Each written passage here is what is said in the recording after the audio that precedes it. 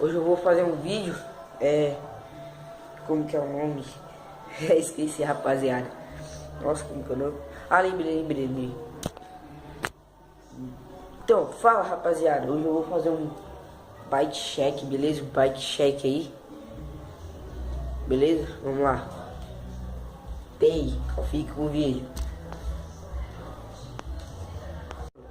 Eu vou começar pelo banco. O banco é o XR da Caloi. A garupeira é da ProRoll, beleza?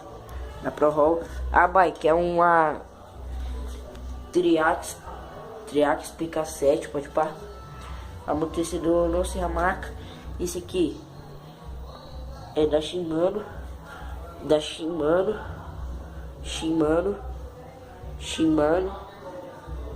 Rock. O cubo aqui eu não sei. A raiação é da Vezan, só que não é folha aero, beleza? Da frente também o cubo não tem marca, eu não lembro. Isso aqui é da Vezan. Isso aqui é um detalhe.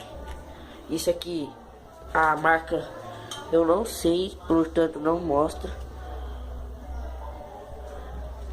Beleza? O que mais? Isso aqui é da Yamada. Os dois. Isso aqui eu não sei. Isso aqui é dessa marca aqui, ó. Não sei se vai pegar no vídeo, mas tá aqui, ó. A mesinha também é. Só que eu não sei o nome. Deve estar aqui, ó. Só que aqui tá zoado. Não quer focar, rapaziada. Não quer focar. Pode pá. E é isso só, né? Não, aqui é aquelas comuns de freio de ferro lá. Os cabos aqui eu não sei, beleza? Eu não sei. Os cabos tá tudo zoado. O que mais? As borrachinhas aqui é da... Não sei se tá aqui, mano. Não mostra, acho que só da frente que mostra. Tá aqui, ó, mas não dá pra vocês verem, rapaziada. É uma Proster.